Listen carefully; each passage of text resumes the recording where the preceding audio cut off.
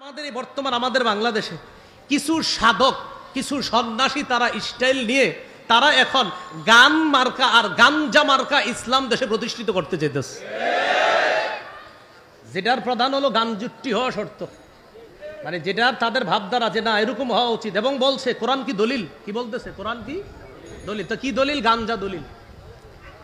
তো এরকম কিছু লোক চাইতেছে যে না, আবার বলতেছে গান হারাম, এটা কোরআনের কোথায় আছে?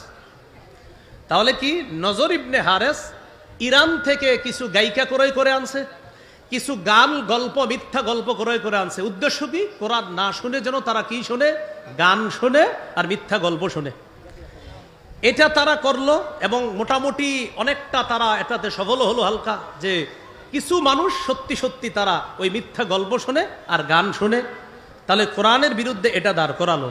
ঠিক বর্তমান সমাজে অনেক মানুষ এখন গানকে বৈধ বলতে চায়। বৈধ বলার দলিল দেয় কি জানেন? বলে দাউদ নবী গান গাইতে গাইতে নবুয়ত পাইছে। না নাউজুবিল্লাহ, আরো আস্তে কর। গানের দলিল কি? দাউদ নবী গান গাইতে গাইতে নবুয়ত পাইছে। এটা কোনো লিখিত বক্তব্য না, এটা মুখের কথা, ভিডিও আছে। দাউদ নবী গান গাইতে গাইতে কি পাইছে?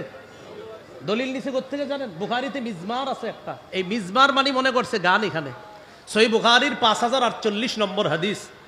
এই হাদিসের মধ্যে আছে রাসূল সাল্লাল্লাহু আলাইহি সাল্লাম তার সাহাবী আবু মুসা রাদিয়াল্লাহু তাআলা আনহুকে বলেন, আবু মুসা লাকাদ উতিতা মিজমারুম মিন মাজামিরি আলি দাউদ, দাউদ নবীর কণ্ঠস্বর যেমন সুন্দর তোমাকেও তেমন সুন্দর কণ্ঠ দেওয়া হয়েছে। এই কণ্ঠকে এখানে নিয়েছে কি? যে দাউদ নবীর গান যেমন সুন্দর তোমারও গান তেমন সুন্দর। এটা কারা দলিল দিচ্ছে? যারা গানকে বৈধ করতে চায়। সহিহ মুসলিমের বর্ণনা 1737 নম্বর হাদিস, আর ইসলামিক ফাউন্ডেশন অনুযায়ী 1725 নম্বর হাদিস, 1725 নম্বর হাদিস। এই হাদিসের মধ্যে আছে রাসূল সাল্লাল্লাহু আলাইহি সাল্লাম তার সাহাবী আবু মুসা রাদিয়াল্লাহু তাআলা আনহুকে বলেন, আবু মুসা আমি গতকালকে রাত্রে তোমার কোরআন তেলাওয়াত শুনলাম, আমি গত রাতে তোমার কোরআন তেলাওয়াত শুনলাম। তুমি যদি জানতে যে আমি তোমার পাশে কোরআন তেলাওয়াত শুনছিলাম, জানো তোমার কোরআন তেলাওয়াত শুনে আমার কি মনে হয়েছে? লাকাদ উতিতা মিজমারুম মিন মাজামিরি আলি দাউদ, দাউদ নবীকে যেমন সুন্দর একটা কণ্ঠ দেওয়া হয়েছে, এটার মাধ্যমে তিনি জাবুর তেলাওয়াত করতেন, তোমাকেও এমন সুন্দর একটা কণ্ঠ দেওয়া হয়েছে। উদ্দেশ্য কণ্ঠ না গান? উদ্দেশ্য কণ্ঠ না গান? এই কণ্ঠরে বানাইছে গান। সহিহ বুখারীর বর্ণনা, বলেন কোন কিতাবের?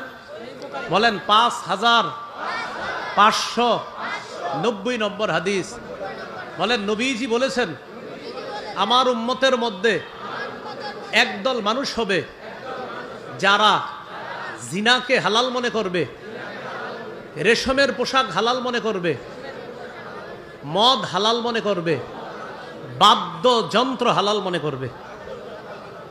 রাসূলুল্লাহ সাল্লাল্লাহু আলাইহি সাল্লাম বলেন, লা ইয়াকুনান্না মিন উম্মতি আকওয়াম ইস্তাহিল্লুনাল হিররা ওয়াল হারিরা ওয়াল খামরা ওয়াল মাআজিফা, আমার উম্মতের মধ্যে একদল হবে যারা জিনাকে হালাল মনে করবে, রেশমের পোশাককে হালাল মনে করবে, মদকে হালাল মনে করবে, আর তারা বাদ্যযন্ত্রকে হালাল মনে করবে।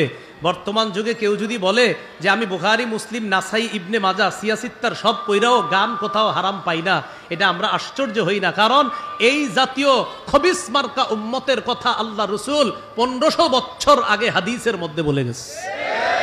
এটা অবাক হওয়ার কিছু নাই। 6 কিতাব পড়েও কোথাও পায় না গান যে হারাম। তো আমি যে বুখারীর হাদিসটা বললাম, এটা 6টার ভিতরে না বাহিরে? এখানে তো নবী বলছে আমার উম্মতের একদল বলবে গান বাদ্য এগুলা তারা হালাল মনে করবে। এই জন্য খুব ভালো করে সতর্ক থাকবেন যুবক ভাইয়েরা। কোনো মানুষের মাথার মধ্যে সুন্দর একটা কাপড় আর দাড়ি দেখা, সন্ন্যাসী স্টাইল ভাব দেখা কারো কিন্তু কথার প্রেমে পড়ে যাবেন না। উল্টাপাল্টা কোনো কথা শুনলে আশেপাশে ইমাম আলেমদের কাছে আসবেন, জানার চেষ্টা করবেন। আল্লাহ তাআলা যেন আমাদের সকলকে সঠিকভাবে আমরা ইসলামের উপর থাকতে পারি, আল্লাহ তৌফিক দান করেন।